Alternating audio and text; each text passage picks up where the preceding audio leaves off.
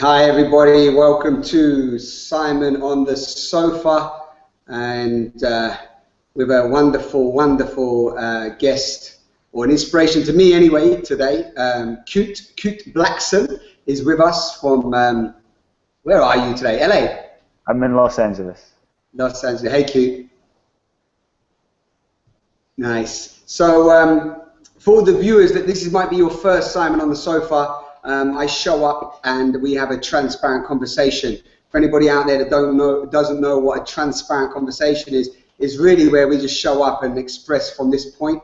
Normally depending on the guest, you get to meet them maybe for the first time, maybe in a way that you've not seen them before, sharing maybe their own vulnerabilities and their truths. I don't like to show up with too many set ideas or questions for people, because I like to try and meet them where they are and actually create something that maybe not just a sort of repetition of the same questions being asked to the person over and over again, because especially this guest today has got a number of videos online. He does his own personal videos, and a number of people interview him, and he travels around the world doing talks, presentations, and a whole heap of other stuff. So Kute, I'd just like to say welcome again, and just sort of kick off really just to check in with you, really, just if you'd like to just share what's happening for you in this moment, and yeah, I know it's 11 a.m. there, so if you want to just do a little check-in, that'd be great. Yeah, it's good to be here, man. I've been looking forward to it for a while, and sorry we missed each other a few weeks ago with the timing. You were in Malta. It's great to be here. I'm in LA, working away, coaching, creating, and just feeling good this morning. Really feeling really great. Feeling, the sun is shining, and feeling happy, man. Feeling clear, feeling in the zone today. Lovely, great. Well, great to meet you in that place. And one of the reasons why I have a vest on is, like, I normally like to wear a t-shirt or something like that, and I just, where I'm at the moment, it's so hot, I just end up sweating like mad. So for the viewers out there, I've got the vest on again today, and just enjoying that sun as well. I just come back from 10 days on a quieter island, as I just told you. So I think Kute, like, for me, when I met you and first was introduced to your videos, somebody sent me a video and goes, "Oh my God, you got to check out Kute. Do you know Kute?" And I was like, "No, who's Kute?" He's like, "Oh my God, it's like you. It's like you. Check him out." Right?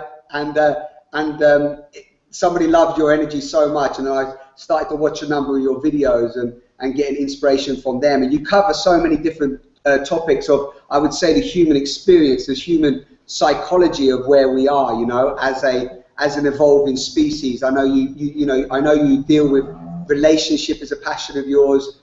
Stepping into your truth, living your art is one of your expressions. Loving now, and everything about you is really just about embodying. I would say myself, very similar, like self-love and expressing who you really are. So I don't know if you want to just speak to a little bit of that. That'd be great. Yeah, I mean, for me, you say the whole range of the human experience. I mean, I believe that we're born in the human body to experience life. And to me, the whole purpose of being born is not to just sort of float in the clouds and just stay on a mountaintop. Is to enter life, to learn, to grow, to evolve. And ultimately, I believe every shade of human experience is a teacher, and whether it's a relationship, whether it's a car crash, whether it's an illness, whether it's everyone is really a teacher that is serving our evolution, serving our awakening, serving as a mirror and a reflection to us about ourselves, and to reveal to us where we're not fully owning who we are, and to give us the opportunity to more own that. So for me, I say everything is, people say, well, spiritual, what's spiritual? To me, everything is spiritual. Every moment is the opportunity and invitation to be spiritual, not just in an ashram in India, or in a temple in Bali, or in a mosque somewhere, or on the mountains, in the Himalayas. But every single moment is that opportunity. So what I'm really excited about is helping people to embrace life, not just on the yoga mat or on a meditation cushion, but embrace every aspect of life as a spiritual practice. and remembering, you know, whilst in the marketplace, whilst in the midst of a relationship, the opportunity to wake up. So you know, that's really kind of why I'm here and what I'm passionate about. You know, yeah. And everything is art. You know, it was funny. I'm really into this artist. You're from England, right? So I'm really into this artist called Damien Hurst. And I'm not sure if you know Damien Hurst, who's this crazy conceptual artist, you know, and I don't even know if I like his art or if I hate his art. I'm not even sure. But what I really understood was his art is not just the thing he produces. His art is the reaction and the response that it evokes inside of you. That's the art that he's playing with, you know, that is this intangible inner art. And it triggered something in me because I was walking down the street the other day, and another level of sort of everything is art, life is art, but it's really this understanding. I was watching this person walking down the street last week, and, you know, it was like art in motion. You know, it was this experience of, whoa, that's this old man just walking down the street, you know, like nothing's happening. I see him, you know, 50 times a month, and no big deal. And this one day was just like walking, and it just like, there are like trillions of molecules like just intersecting and dancing together, and it's just happening, and he's just plodding along, you know, with all of his patterns and his experiences interacting, that's causing him to then create, you know, words and fights and love and relationships, and that's like this living art right there, right in front of me, and it's amazing. Like, we are all art, you know, we are all, you know, to me, this whole universe, this whole world is art. It's art of consciousness, art of the divine, art of the infinite. You know, the 7 billion little specks of paint that we are as human beings is just living art. And here's the cool thing, you know, you look at a painting, right? A painting over here, I have a painting on my wall. It's on some level, it's done, it's set, you know. But as a tapestry of humanity, like you and I are interacting, and we don't really know what's going to be said in the next moment, and as a result of this conversation, other people are listening and interacting, and who knows what they'll do as a result of this conversation. So it's like this gigantic living art piece of humanity that is constantly evolving and creating itself, and no one knows what will happen. It's just like this ultimate artistic expression. So, you know, when I really sit with that, like really let that sink into my heart, it just leaves me in awe of what life is. Like awe, like every shade of humanity, you know. It's like you ask, well, what is love? And it's this feeling of every existence is love, you know. Life is love. All the fact this universe manifested it, that we can have it and drink this water, and it's all a manifestation of love, you know. And to really sit with it, every shade from the light to the dark, it's just the whole totality is love. So for me, it's beautiful to feel that and look around and like, who needs to go to a museum, you know? Yeah, totally. It's like, you know, I remember that was actually what you just said there. Who need to go to a museum, and how you just beautifully described it. I was reading a magical book by Judo Christianmurti once, and he said a similar thing. He was like, you know, we go to musicians, we try to capture things and capture photography and so on, which is beautiful. Like you said, the art on your wall is beautiful, photography is beautiful. I love it. But ultimately, in every moment, you are seeing art, you know, and that's what you're talking about and bringing to the world. But you know, go on, carry on. No, just when we can really, you know, it seems so mundane, you know. You see a guy walking down the street, you make love to your wife, you see your kids, you have a nice, you know, a nice sandwich, you drink some water, you know, you listen. It's like, okay, blah blah blah blah blah. But if you really like take a step back and go, whoa, you know, wow, I just said something and that impacted my wife. I just said something and that impacted my child. I just said something and universes were created. Or it's like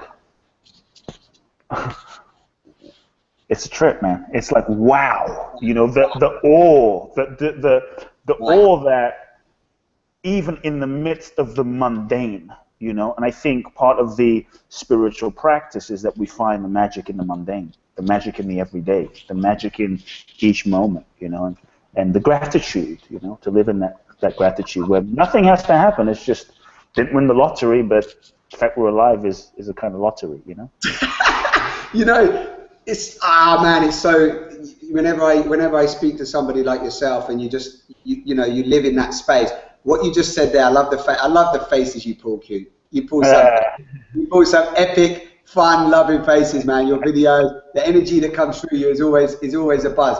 But you know what? When you say it's a trip, you know, and the viewers know that, you know, I've done the drug path and tried a number of different substances and alcohol and you know, the ecstasy, etc., etc. I went on that path, and when you just describe what you said, how many times in the last sort of 6 years I've had to stop, and I mean like one time, just to give you an example, I was just walking up a flight of stairs, just in this building, nothing, you know, like you just said, mundane to anybody else, maybe just walking up the stairs, a flight of stairs, and I just stopped, and I was like, wow, where am I?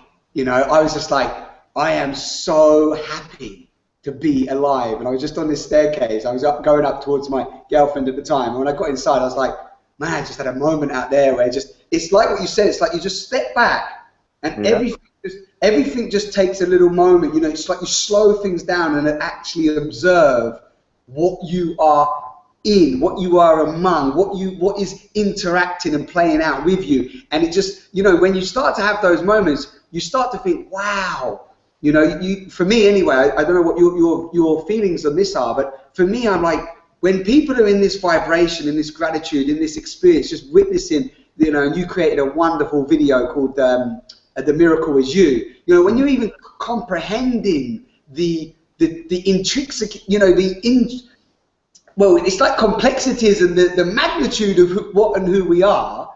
I mean, it's really difficult to think that you could even not just be blown away in awness, you know. You can't go and kill in that place, you know. You can't harm in that place. You know, you can't do anything that is a detriment to yourself or another. Or that's how it feels from my perspective, you know. Yeah, for sure, you know. And what's funny is we get conditioned, you know. We get so conditioned from the moment we're born, and it's like the infinite. You talk about different, you know, substances and drugs and what have you, but it's so infinite, expanded totality of our awareness that is just unlimited, you know, just sort of collapses down into a certain fixed point, a certain like little fixed point called me. So this totality of like awareness that is just vast goes boom and gets locked into this little, you know, little body that we were just trapped inside of, you know, localized in this thing, you know, with patterns and stories and what have you. And there's a deeper part of us that I think knows that, wait a second, something's not quite right here. What I am is vast. What I am is infinite. What I am is just unlimited. But wait a second, I'm locked in a series of these patterns. So we seek it. You know, we seek it through a drug trip and alcohol. And all these things, nothing wrong with them. They're just kind of incomplete pathways to what we already are. You know, and ultimately all of these things tend to loosen that grip of where we're located for a moment, and the edges of ourselves just dissolve for a moment, but they come back, you know, and come back, and trip and comes back. So, you know, I think essentially we're all seeking that freedom that we are, you know, and it's all inside.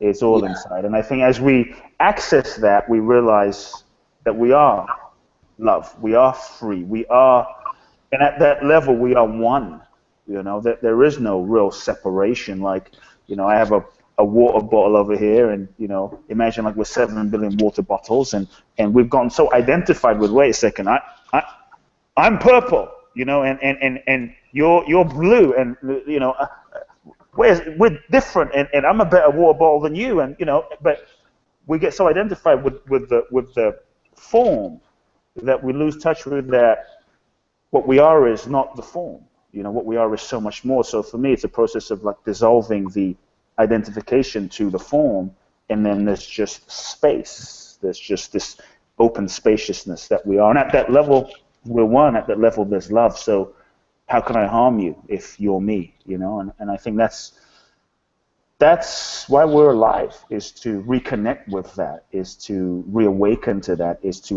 realize our true nature, because from that place there's harmony. You know, so to me, it's that process of the seeming two, the seeming separation becoming one. You know, the seeming separation, and that's the dance. That is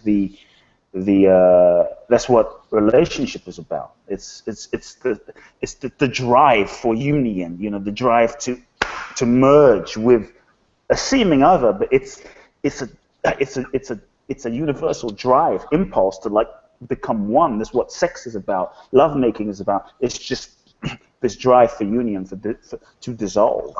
So I think as we access that within ourselves, you know, it's the Tao.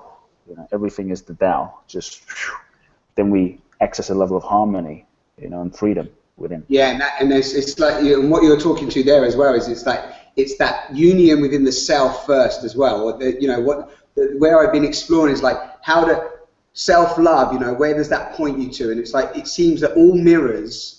Whether it be all relationship, like you said, everything's relationship. So even you and I, that every mirror, every opportunity of mirror that we're having gives us an opportunity to look at how we can learn, grow, heal, and then actually find that union within ourselves. You know, I've been exploring in relationship with you know what it means to really not need another to fulfill you, not need another to complete you, not need another to do anything, to add anything to you, because you're already enough, you're already a magnificent miracle. But then from that place, connect and then share your completeness, you know, come together with another person. And again, not just necessarily of an intimate partner, but just of another person, and then show up from that place of just interacting as a, you know, as like you said, a liberated, complete, free being.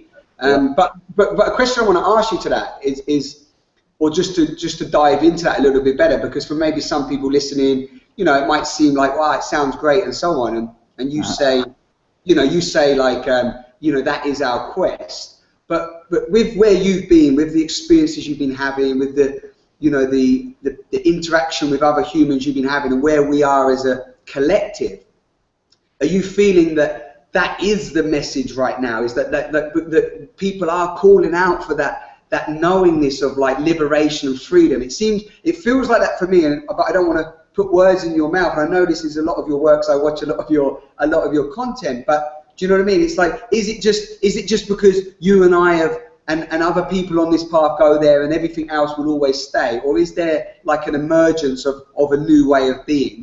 What's your feelings on that? Yeah, I think for sure there is an emergence of a new way of being happening.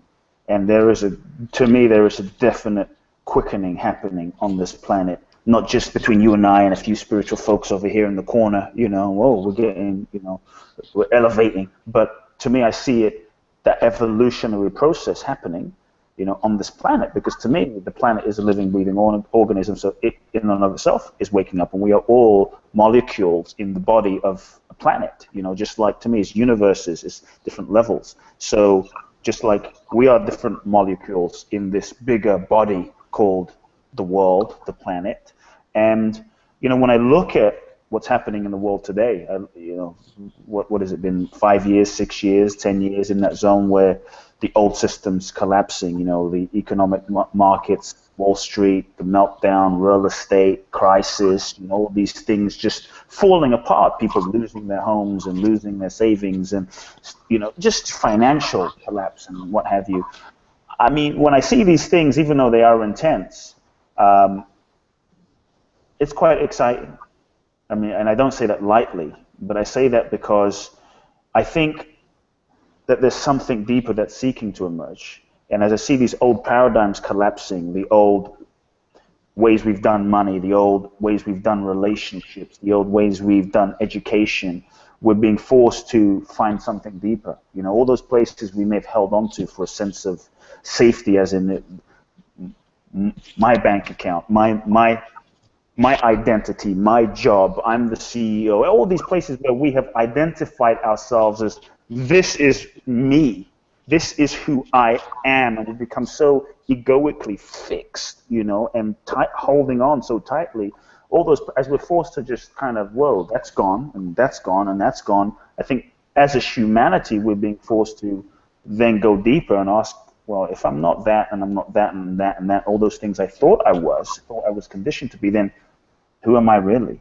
You know, if I've lost that now, who am I really? And I think the whole process is happening on a global level that's taking us deeper. So on some level, for the last years, we can't really finance, you know, our unconsciousness, you know. So we've been forced to go deeper. So the way I see it is, it's like an incredible spiritual revolution that I see happening on a really huge level. And we're all part of that wave, part of that awakening, you know, going inside and questioning that question, the age-old question of, who am I really, you know? Who am I really? We've been conditioned to believe we're all these things, but who am I really? And, you know, for so long we've been so distracted by the media and so distracted by television and now social media. And we get distracted, you know, then we get disconnected. You know, then before you know, as a result, we get disconnected and we get depressed, you know, and as a result, then after the depression, the desire to try and reconnect with something that we already are starts happening. Then we get sold this lie of, who you are is not enough, you're not enough, you're not enough, you're not enough, you're worthless, you're not enough. But, you know, just drink this, you know, just wear this underwear, just, you know, buy this concept, buy this idea, but, you know, have this, and then you'll be okay, you know. So I think now it's a time where we're being really invited to really go, who am I really, you know? Who am I really authentically? And that's the quest. So I see it happening everywhere. Yeah. And that's a big quest. And again, because I know that you know, I'm always, for the wonderful live viewers with us today, but also for everybody that'll be watching this on replay, is that I'm finding a lot of people at the moment are also experiencing that confusion. You know, I'm meeting a lot of people that are either speaking or sharing about, you know, that place of confusion. Because when you have to go into yourself, as you have, as I have, as many others, and as we continue to do so day in, day out, is that we have to face those, you know, many aspects of ourselves. So that dissolving of the identity, and I know you said, you know, as you rightfully said, you're saying it's exciting because of where you're at, but you're also not saying that lightly. So it's scary. That's the identity. Yeah, talk to that, because it's scary, right, to people. It's scary because you know, we're born as these free beings, and as these children, you look into a child's eyes, we're free, we're alive, we're vibrant, you know, but then we get squished, and as children we learn all sorts of ways to disconnect, to not feel, to not get hurt, to deal with our, you know, lovely parents and deal with society in school. And we learn a way to disconnect. We also learn a way to, we develop a mechanism, a strategy, a persona, an identity to ultimately get love and approval and fit in, and ultimately it's survival. So we've learned a certain way of being, a persona, Kute, Simon, Susie, John. We've learned a certain way of being to survive in the world. And that survival mechanism, that survival strategy, whether it's being tough, whether it's being independent, whether it's being, you know, I know everything, you know, whether it's being humorous, whether it's being the nice guy, the yes person, we've learned a certain way of being that's helped us survive. It's helped us get through our childhood. It's helped us to some degree even succeed in the world. But it often disconnects us from that deeper dimension of who we are. You know, it often disconnects us from that deeper level of our own authentic expression, that our own, you know, true self. So we often say, well, it's just who I am. You know, we get so fixated on that thing. No, it's just me. This is just who I am. So I often ask, well, is that really who you are? Is it who you've been conditioned to be? And many times what we're being is a version of ourselves that we're not even necessarily aware of, because we think this is just me, but we're not aware that we've been conditioned to be that way out of necessity and survival, and it worked for us then, but we reach a point where it's like, it doesn't quite fit anymore, you know? So it is often scary. It's a kind of death to actually go, wow, I'm not feeling myself fully. And, you know, deep down we usually know, wow, I'm not feeling, I feel there's more, but it's often scary because it's a death to let go of who we've been, who we've created ourselves to be, to function, fit, and survive, and even succeed in the world. And many times, based on the persona and the identities we've built, we've created a level of success in the world. We've gotten accolades for it. We've become reinforced for it. And to let that go and maybe go deeper, and to let that go and get in touch with our true selves, our true authenticity is terrifying. It's like, whoa, who will I be without that way of being? I'll give you an example. I worked with a client once, and the first time I met this guy, I looked at him and I said, you've been living a lie your entire life. And he's like, what do you mean? You know, this is, and he kept telling me how he's a very shy person, he's a quiet person, he's a person in the background. So he married a wife who was very outgoing, very gregarious, and his whole thing was, you know, I'm a supporter, I'm just shy, I'm in the background, I'm a supporter. And just something about that didn't resonate as authentic when I looked at him. I saw this lion that was really living like a mouse, you know, energetically. And I think we've all met those people. And I could feel there was so much, and I felt there was so much he was wanting to give that wasn't expressing, and he confessed it. So, you know, his whole identity had been, I'm just a shy person. So I asked him a couple of questions while I was coaching him one day, and he sat with it. And he came back the next day in tears. I mean, tears streaming down. This 55-year-old man says, Kute, I haven't cried for 50-some years. And you asked me these 5 questions, they completely transformed my thinking, and it triggered something. And I said, what happened? He said, I had this memory, a flashback that I completely forgot. And he said, when I was 5, I realized yesterday that I was molested, sexually molested by my uncle. It's like, I did not even remember this event, this experience. But those 5 questions triggered something. I saw this whole event happen, and everything about who I am and my life made sense. I said, share more. And he said, you know, this thing happened for this kid that shouldn't have happened. He was bright, he was outgoing, he was radiant, and it was taken advantage of. So unconsciously, this 5-year-old kid made a decision that it's not safe to be seen.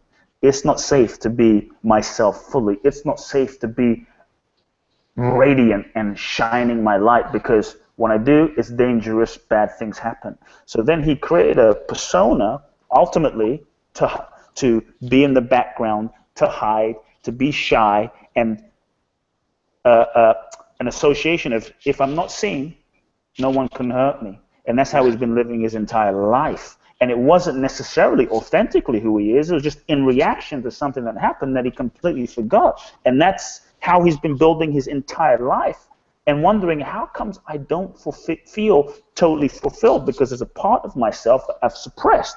But it's scary for him to come out and be seen, create success, you know, be on the platform. To create success means you're going to be seen. People are going to see you, unless you're going to live in a closet, you know. So he realized, wow, it's scary for me to come out, to be seen, to create success, to really own my power, because I might get hurt. So there's often a fear of letting go of who I've been, you know, and I think it takes courage to own what we feel. It takes courage to acknowledge the truth of what's not working, because many times I've seen what keeps people stuck is we lie to ourselves.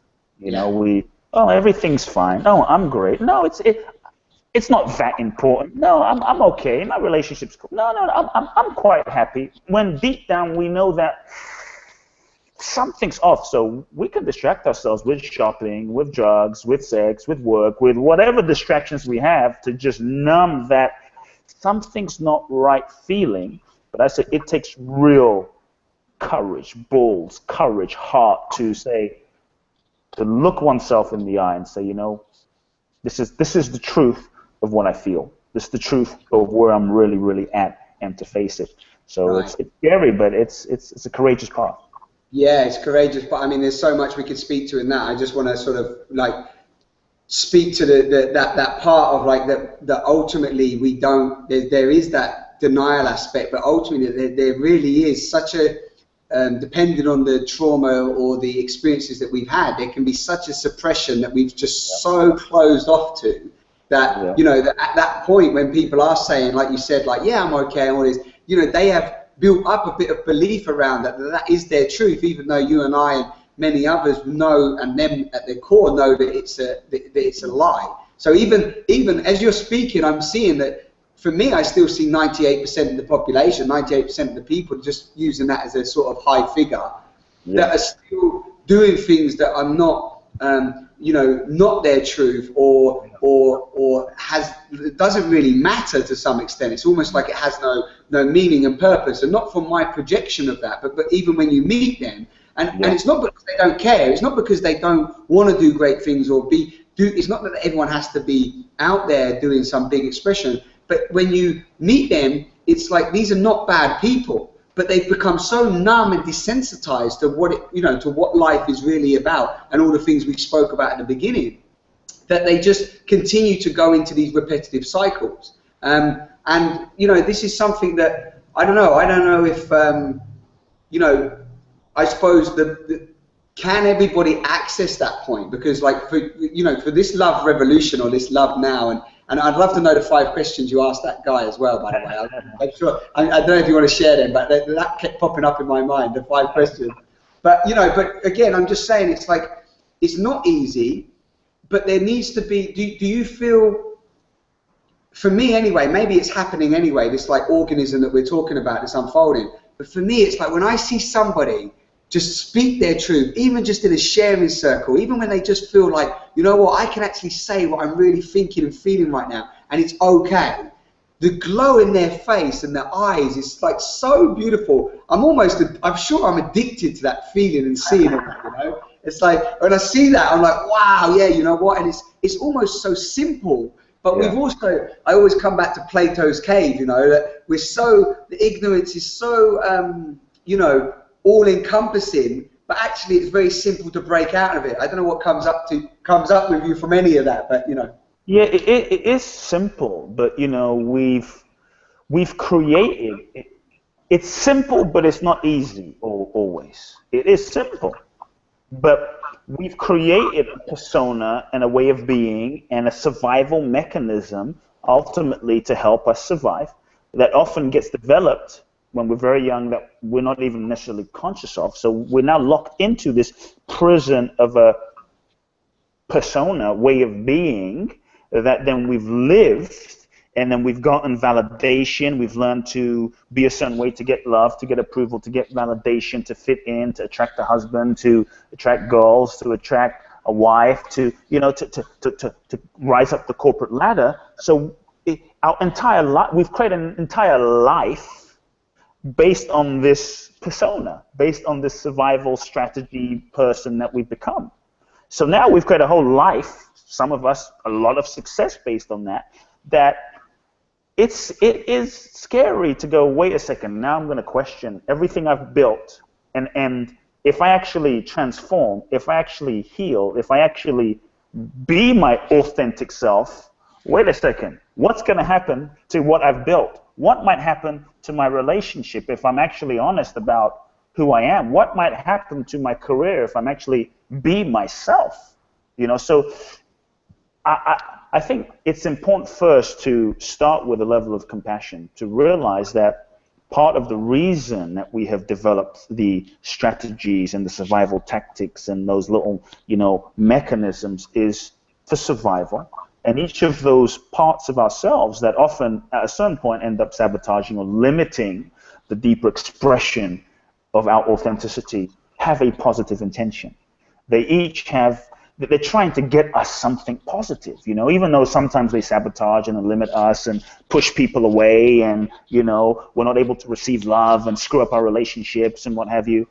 they're trying to get us something positive, you know. They're trying to either keep us safe or protect us from getting hurt, because we were so hurt because something happened with our parents, and unconsciously we said, I'll never get that hurt again. So we developed this wall, and now that wall helped us not get hurt again, as we were when we were 5. But now it limits the ability to attract love or let love in and be intimate with a partner, which destroys our relationships, you know. So one way is we can go into judgment about that, but the other way is to realize, wait a second, let me see the intention. And once we really understand that all those aspects of ourselves have a beautiful intention, an intention to keep us safe, to get love, to get us validation, to whatever it might be, then to get us a sense of completeness, wholeness. The method that we've developed to go about it is often a little off, it's a little skewed, but the intention is a beautiful intention. When we can really acknowledge that intention, then I think it can open up the compassion for ourselves, the compassion for parts of ourselves that can then provide the healing to begin, then really allow us to heal those parts of ourselves. And I think that's a core foundation to begin, you know. So it takes, you know, ultimately the first step is it takes the willingness to be honest about where we're at, about what is so, which takes a lot of courage, and then the willingness to bring the compassion to ourselves and the self-loving to heal those parts of ourselves that have to develop a certain way. You know, I remember I worked with a client who came to me on one of my trips to Bali, and, you know, from a very young age, she was very sick, and when she was sick, she learned that, wow, when I'm sick, I get a lot of love. I get a lot of validation. My parents dote over me. Everyone gives me all this attention. This is amazing. You know, and it wasn't like a conscious thought. It just happened. I'm sick. And she was very sick, maybe on the verge of death. All this love and attention for about 4 to 5 months. But what she did, that she confessed to me afterwards, this is years later, was she kept getting sick. But it wasn't that she was sick. She said, Kute, I wasn't really sick. I just made it up. And I was sick for so much of my life because that's what got me the love, the approval. And she would play weak and the victim and what have you, because that weak, sick kind of damsel girl would get her love and get her things. You know, is how she got through life, got men to get her things, got her first husband to dote on her. But so on some level, she couldn't, at least until her and I met, she couldn't afford to let that go and step into her power. Because in her mind, wow, stepping into my power means, how am I going to get love, validation, attention, approval anymore? Because then I'm going to have to give up being weak. So yes, being weak was serving something on some level that she had to acknowledge, be real about, and be willing to face and say, you know, I'm ready to give it up and step into a different level of power and trust that if I step into my power, I will, you know, many times you will lose people in your life when you are more fully. You receive though that which you was trying to get anyway. Exactly. You see, what I found is you might lose people based on the persona that you were, that attracted a certain level of consciousness of people in the first place. Yeah, you might lose a whole bunch of people that weren't really your authentic friends anyway. They were just friends with your mask. They were friends with who you were acting. They weren't really friends with you. And deep down, we know that even when we're not being ourselves and people are loving us, there's a part of us that knows they don't really love me because they don't know me because I'm not being me. So even the friendships aren't really fulfilling. And there's a part of us, we can laugh and have a glass of wine and juice and, you know, tea, but we know deep down this is not real, you know. So I think when we're authentically ourselves, we will lose people, we will lose friendships, we will lose whatever that is not in alignment or authentically who we are, but what we will attract are new friendships and new experiences and new situations based on who we're authentically being. I say, if you want to find out who your friends really are, be yourself. Be your full self authentically. You will lose everyone that's not your friend. You will gain real friends. And it takes courage to say, I'm going to let go of an old way, step into a new way, you know, and that's the part. It's amazing. It's totally amazing, and you know, again, I know that time flies by with us, but I want to, you know, like ultimately, people might be listening to this, Kute, and they might say, you know, you and I, we've got our own persona, right? We're playing a persona at the moment. You know, we're out there, we're talking about a revolution of love and self-love and so on, and you know, whatever else that, you know, we talk about the miracle, and people go, well, you know, that's just a persona that we've taken on now. So on, right? You know, it's like, that's our persona, that's mine and Kute. Kute's got his persona, he's this coach, he goes around, he does these things, you know.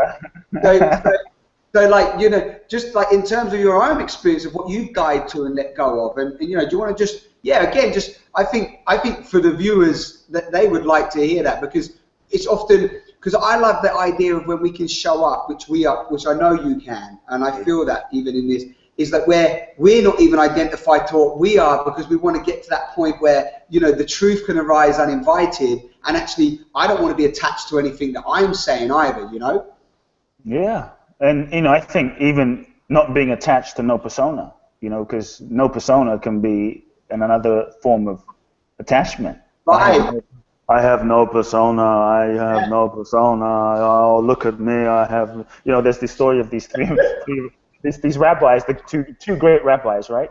And, you know, one of them came into the temple and said, oh God, I'm nothing, thank you, God, I am nothing, I am nothing, I have no persona, I'm nothing, I'm nothing, I'm nothing, I'm nothing. Second rabbi, great rabbi, comes in, looks at this rabbi, goes, the hell does he think he is? He's nothing. I'm nothing. I'm nothing. I am nothing. He's not. I'm nothing. He's not nothing. What?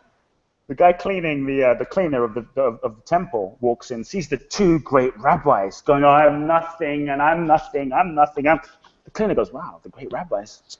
The cleaner goes, I'm nothing. I'm nothing. And the two rabbis look at the cleaner and go, he's just the cleaner. Who the hell does he think he's nothing? He's not nothing. We're nothing. You know.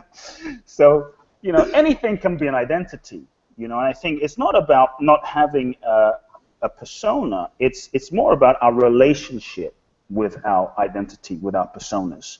You know, even the Dalai Lama has a persona, you know, even Krishnamurti has a persona, Ramana Maharishi Mahesh Yogi.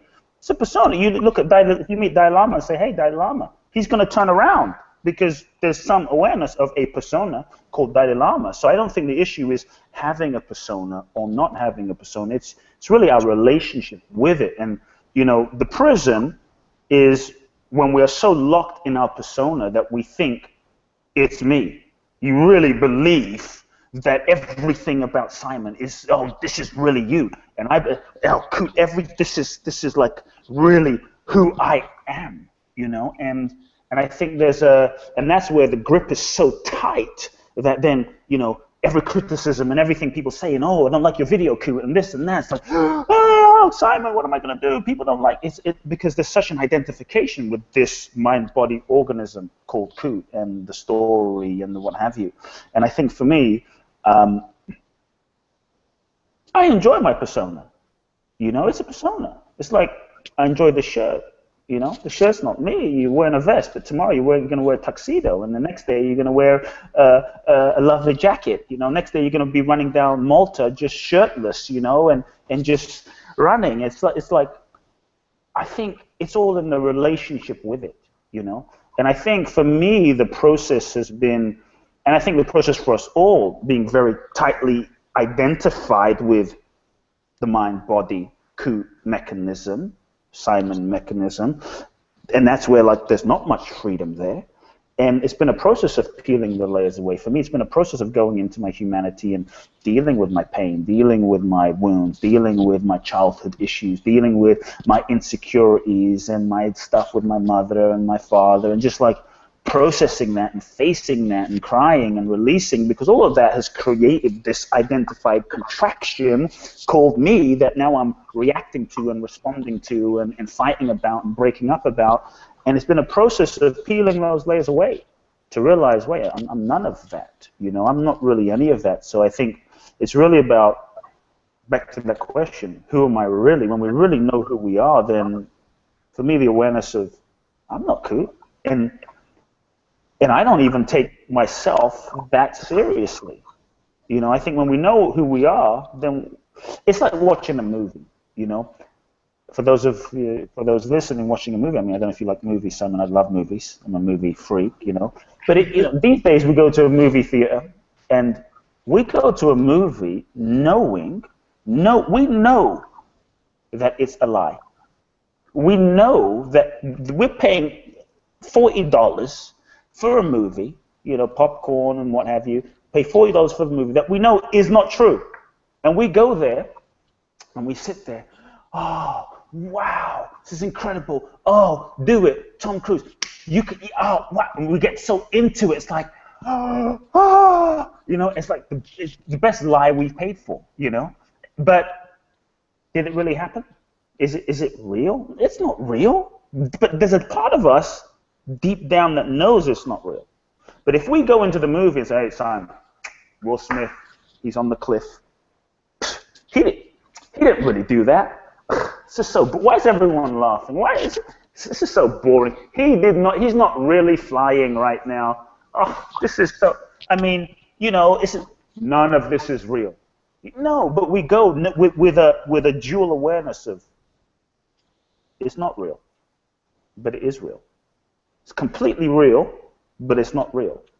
And we know, you know, none of us call up the police and say, I just saw Will Smith and he like threw 4 people off the cliff. Can we get the police? It was like, that didn't really happen. You know, so I think we have to have a relationship with ourselves where we realize who we are, that we're not this body, we're not this form, we're not this identity, we're not all these kind of fleeting emotions, that there is a deeper dimension, a deeper spaciousness, a deeper consciousness that is unchanging, that we are truly, that me, you, all of this is happening inside of, you know, and have a relationship with it. And then for me, as I've realized that I'm not brown, Kute, Japanese, African, English, this is not really who I am. It's actually free, rather than going into, I have no persona, it's actually freed me up even more because of a less identification happening, you know, with this mind and body and this persona called Kute. It's freed me up even more to not take Kute seriously and almost like to freely play with Kute, you know, to just be freer.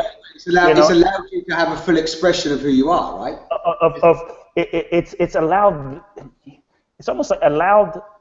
It's loosened the grip so that life can actually express more freely through this mind body.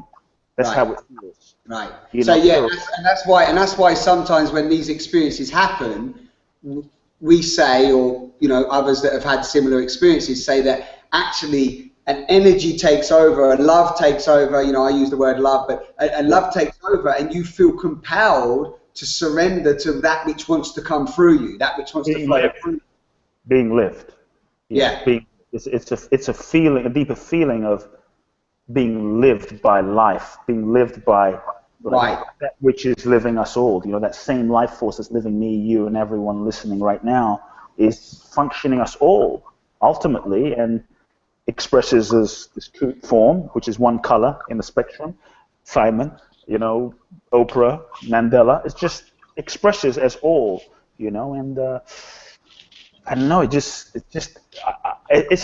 me, it's a freedom of it just feels like it's just happening, you know. Yeah. It's just happening. So I love that, and I know I'm mindful of your time because I know you have another meeting. So I mean, in terms of like, yeah, I mean, it's, you know, this is one, and you have to ponder this stuff. But this is, you know, this is one way of looking at it. So from where we are, right, you and I, right now, we're in this space.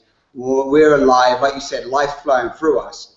And like you just described, there's a hell of a lot of ways that we can view the world, personas.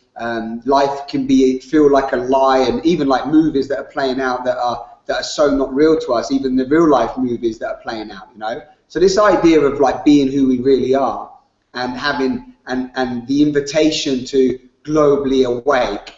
Yeah. Like right now in this moment, you know, what you know, just to sort of summarize the conversation from what we've shared, what is the invitation to an individual? Is it literally, because you know, there's a lot of people for many years been saying wake up, wake up, wake up, wake up, but you know, you said it, I know you sort of already said it with the compassion and looking at yourself and asking like, who am I? but like, what is the invitation right now, 2014, you know? So many people, I mean, I just, you know, me, you, Preston, there's so many beautiful people out there, and have been for thousands of years, but there's still a hell of a lot of, you could call, you know, unconsciousness, darkness, da da da da. Not to say one is better than the other, and we've all got to be positive, and it's all got to be a utopian vision. But yeah, what is the invitation right now for the viewers and people out there? Yeah, I think the invitation is just to love now, man. You know, I want to get esoteric, but the invitation is, you know, once you're done listening to this, go out and love someone, live it. You know, go out and, you know, yeah, we can go float in the 17th dimensions of consciousness, but okay, but can you love your child? Can you love your husband? Can you live that in the mundane moment? It doesn't sound sexy, but can you love? And it's so simple, but we have opportunities to do it moment to moment to moment to moment to moment. And the way I see it is, we're in a human body because we signed up for this experience somehow, our souls have, and it's messy out here, you know, it's life, you know. For me, I don't think the purpose of this whole thing is to have this utopian, we're going to have every single thing is going to be in peace, no one's going to be fighting. It's like, it's a beautiful utopian idea, but, you know, we live in a three-dimensional world, which is the interplay of polaric opposites. It's the Tao, you know, light, dark, yin, yang, male, female. So rich, poor, it's the interplay, you know. So it's not about looking for perfection in this world, you know, in the 3D world. It's not about looking for, it has to be sunny all the time.